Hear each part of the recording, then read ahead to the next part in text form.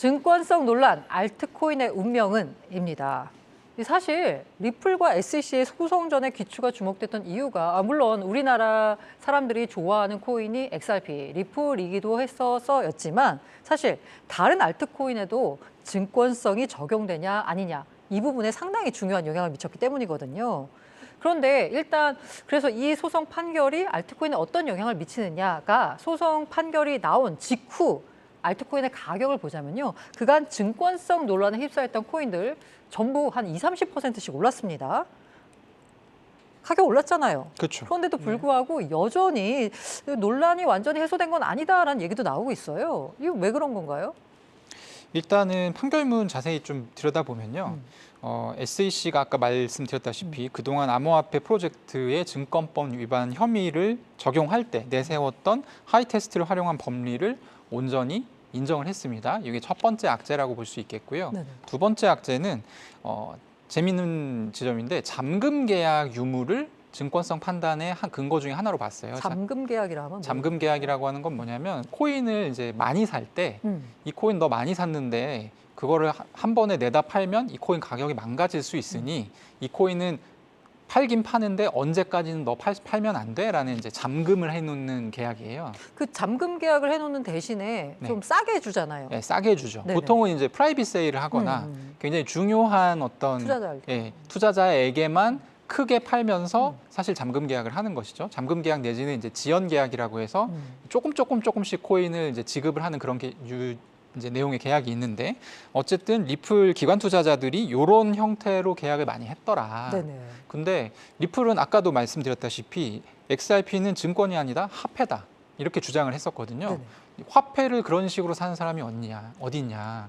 그렇죠. 네, 나 화폐 샀는데 네, 네. 이걸 일정 기간 동안 못 쓰는 계약을 조건을 걸고 화폐를 사는 사람이 어딨냐. 그렇죠. 네, 재판부의 논리는 이겁니다. 그래서 기관 투자자들이 산 거는 증권으로 봐야 된다. 그러니까 투자 계약 증권으로 봐야 된다라는 것이 이제 판시 내용이고요. 이 내용을 좀 확장 적용할 수가 있습니다. 네. 다른 알트코인들에 적용할 수가 있는데 제가 아는 대부분의 알트코인이 개인 투자자들한테 팔 때도 락업이 적용이 되거든요. 근데 물량을 많이 사가는 대신에 싸게 주고 대신 좀 이따가 팔아라. 약간 네. 이런 느낌으로. 그러니까 물량을 많이 사가는 경우도 당연히 락업이 있고 저는 개인 투자자인데도 락업 걸고 산 코인이 굉장히 많거든요. 그러면 이게 무슨 얘기냐면 알트코인 중에 락업 계약을 걸고 판매한 판매분은 전부 다 증권, 그러니까 무허가 증권 판매로 볼 수 있는 거예요. 그래서 이제 소송의 대상이 될 수 있는 것이죠. 네, 그래서 그런 점에서 봤을 때는 결코 좋다고 하기 어렵다, 알트코인에게. 기관을 대상으로 판매한 걸 다 증권 계약으로 보자면 투자 계약의 일종으로 이제 본다라고 하면 이제 기관 대상 판매는 안 되는 거잖아요. 그렇죠. 그럼 소위 말하는 블록딜이나 OTC 거래는 지금 다 안 된다라고 봐야 되는 건가요? 앞으로는 어렵다고 봐야 되겠죠. 그렇다라고 하면 이 코인 프로젝트가 투자금을 어떻게 모으죠? 근데 그 부분도 이제 아주 골치 아픈 부분입니다. 네네. 그래서 보통 요즘에 하는 것들은 뭐 IDO라든지 디파이로 해서 이제 판매하는 경우도 있고, 근데 요 판결을 조금 더 이제 세밀하게 보면 개인 투자자들의 판매분이 왜 증권이 아니냐면 네네. 개인 투자자들은 자기가 그러니까 자기가 이제 돈을 내고 리플을 샀을 거잖아요, XRP를. 네네네. 자기가 낸 돈이 리플한테 가는지 인지할 수 없는 구조였다. 2차 시장에서 사면 다 그런 거 아닌가요? 그렇죠. 네네. 근데 이제 이게 이제 단순히 거래소에서 거래되는 양 말고도 그러니까 프로그래밍 세일즈라고 해서 리플이 판매를 하는데 이게 리플이 판매를 하는 건지 누가 판매를 하는 건지 사는 사람 입장에서는 인지하기 어려운 구조의 판매 형태가 있거든요. 리플만 이제 이렇게 했었던 네네네. 그런 것들이 있는데 그거 같은 경우는 투자자가 내가 낸 돈이 리플한테 가는지를 이해할 수 없게 확인할 수 없었기 때문에 증권이 아니다라는 판결이거든요. 근데 아이디오라든지 뭐 요즘 많이 쓰는 거래소에서의 런치패드라든지 이런 것들은 그냥 다 우리가 다 알고 있거든요. 네네, 맞아요. 네, 증권입니다. 그러면 이 논리대로라면 그럼 이제 앞으로는 그게 어렵다. 어렵죠. 그리고 이미 판매된 판매분에 대해서도 SEC가 마음을 먹으면 소송 대상이 될 수 있습니다. 네, 뭐 쉽지가 않네요. 그런데 이제 아까 좀 어두운 얘기였는데 이번 좀 밝은 얘기라고 해야 될까요? 알트코인들 많이 올랐습니다. 증권성 있는 코인들 특히나 많이 올랐는데 그 와중에서도 솔라나가 특히나 더 올랐습니다. 솔라나에는 뭐 특별한 이슈가 더 있었던 건가요? 네, 솔라나는 이제 리플 판결 이후에 전일 대비 30% 이상의 이제 성장률을 보여주긴 했는데요. 그 이전부터도 약간 네, 꿈틀꿈틀 사실은 됐던. 솔라나는 그 이전부터 계속 네. 상승세를 타고 있었습니다. 그래서 이제 솔라나는 올해 초부터 솔라나 최초의 이제 민코인인 봉크, 그리고 이제 웹 3.0을 지원하는 자체 스마트폰 출시, 그리고 이제 유동성 스테이킹 서비스들을 출시하면서 계속 이제 상승 요인들을 제공하고 있었는데요.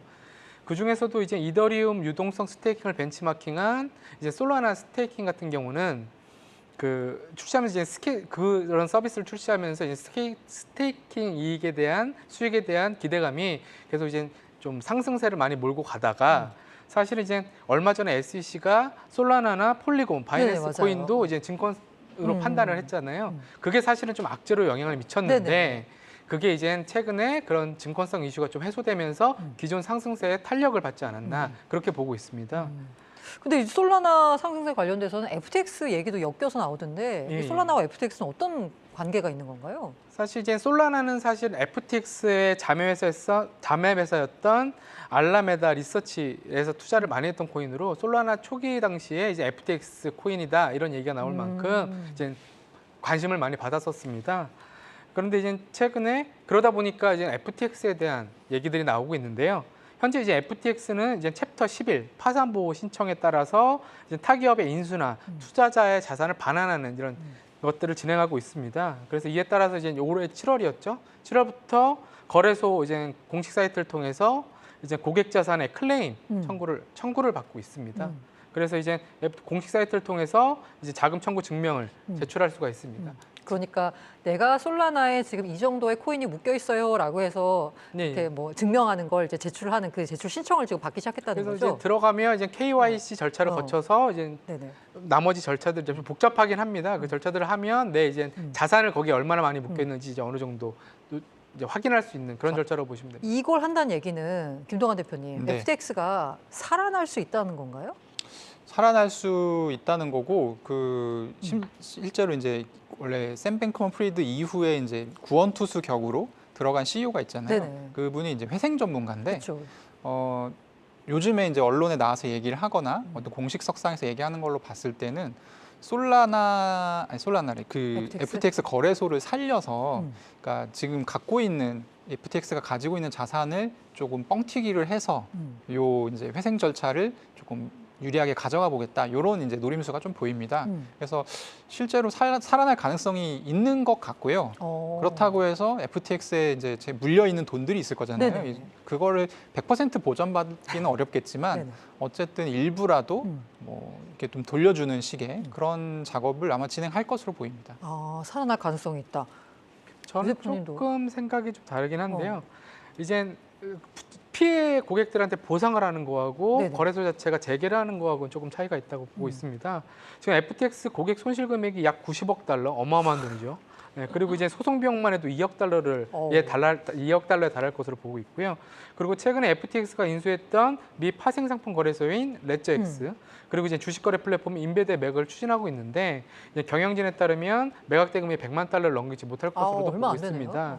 그렇다 보니까 또 게다가 이제 미 규제 당국의 이제 지금 경향이 뭐 바이낸스라든가 코인베이스 등 이제 암호화폐 거래소들도 사기 등의 혐의로 지금 제소를 하고 있는 상황이기 때문에 이제 FTX 이게 투자자의 어떤 피해를 보상하는 차원에서는 진행이 될 수 있어도 사실 재개는 조금 더 시간을 갖고 지켜봐야 되지 않을까 그렇게 보고 있습니다. 네. 어쨌든 리플이 쏘아올린 공이 또다시 시장 뜨겁게 달구고 있는데요. 사실 비트코인 가격만 갈 때는 보다는 이제 알트코인까지 가니까 시장에서 약간 커뮤니티에서도 야 이제 불장 온 거 아니야 라는 얘기들이 많이 나오고 있거든요. 그렇다라고 보면 두 대표님들은 지금 이 시장이 불장의 초입인 건지 아니면 이거 그냥 소송에 따라서 잠시 이벤트성으로 올랐던 것에 불과하다라고 보시는 건지 가자를 외쳐야 될까요? 아니면 여전히 신중해야 할까요? 저는 신중해야 된다고 보는데요. 왜냐하면 이 리플 이벤트가 14일에 있었잖아요. 그리고 14일, 15일에 비트코인은 사실 증권성 논란이랑 아무 상관이 없는데 분위기 때문인지 뭐 덩달아 좀 올랐습니다. 그래서 올해의 최고점을 그날 기록을 했고요. 31,800달러였나요? 그렇죠. 그 다음 날에 거짓말처럼 폭락을 했습니다. 그럼 왜 떨어진 거예요? 이 내용은 이제 왜 떨어졌는지 아직 규명이 안 되고 있지만 누군가 팔았겠죠, 많이. 아, 그냥 많이 올랐기 때문에 네. 떨어졌다. 왜냐하면 이제 뭐 매도 주체들은 많이 있습니다. 왜냐하면 뭐 이렇게 3만 달러 언저리에서 계속 그 채굴자들도 맞아요. 많이 팔았었고요. 최근에 미국 정부가 이제 압수했었던 비트코인을 퍼드도 상당하죠. 거래소로 옮겨놨던 것이 이제 팔렸을 수 있다. 뭐 이런 얘기들도 있고요. 확인되지 않은 얘기입니다만, 그래서 누군가 팔았기 때문에 떨어진 것이고, 어쨌든 중요한 것은 이런 분위기에도 비트코인이 3만 1,000달러 이하에서 가격을 좀처럼 지탱하고 있지 못하다라는 것이고요. 그렇기 때문에 리플이 아무리 호재가 있다고 한들 비트코인 가격이 떨어지는데 혼자 올라가는 경우는 없거든요. 그렇기 때문에 현재로서는 좀 신중하는 게 좋다. 그리고 어차피 오른다라고 하게 되면 과거의 불장 패턴을 보면 밑도 끝도 없이 오르거든요. 그래서 확실하게 분위기를 이제 이해했을 때 들어가도 늦지 않다. 대표님 의견은 약간 좀 증시 격언을 보자면 무릎에서 살아. 그렇죠. 네요. 네. 그리고 유 대표님 어떠세요? 네, 저도 이제 신중해야 한다는 입장입니다. 아직은 이제 최근에 뭐 이슈가 됐었던 민코인 등 최근 상승세를 보였던 알트코인들도 조정 국면에 있고요. 그리고 이제 대표님 말씀대로 이제 뭐 증권성 이슈가 완전히 해소된 것도 아니고 이제 비트코인의 상승세도 사실 주춤하고 있기 때문에 섣불리 그리고 이제 리플에 대한 어떤 호재지 사실 알트코인을 끌어가기에는 아직 다 해결해야 되는 부분들이 존재를 하고 있어서요. 지금은 좀 신중하게 투자를 접근하시는 게 알트코인에 대한 투자를 접근하시는 게 좋을 것이라 보고 있습니다. 네, 이렇게 시장 분위기 들어봤는데 제가 약간 또 곤란한 질문을 좀 드리겠습니다. 자, 상반기 사실 비트코인만 가는 장이었습니다. 비트코인 기준으로는 한 연초 대비해서 한 80% 정도 오르는 가장 자산군 중에서는 제일 좋은 성과를 거뒀던 게 바로 비트코인인데요. 하반기 초입에 리플 소송 결과가 나오면서 알트코인 가격이 꿈틀거렸습니다. 자, 남은 하반기, 자, 여러분 두 분은 비트코인에 투자하시겠습니까? 알트코인에 투자하시겠습니까? 하반기만 놓고 보겠습니다. 하반기만 놓고 보면 저는 비트코인에 투자할 것 같습니다. 여전히 비트코인인가요? 네. 네네. 대표님. 저도 비트코인에 똑같은 이제 자본이 있다면 비트코인의 비중을 좀 더 높게 보고 보겠습니다. 그러면 하반기에도 역시 비트코인의 상승률을 이길 수 있을 만한 알트코인은 없는 건가요? 근데 비트코인이 어느 정도 오르느냐가 되게 중요한 것 같아요. 그러니까 비트코인이 사실 35,000달러, 뭐 38,000달러 선을 넘어선다라고 했을 때는 제가 보기에 SEC 규제 이슈가 어느 정도 해결되었기 때문에 오를 가능성이 높거든요. 네네.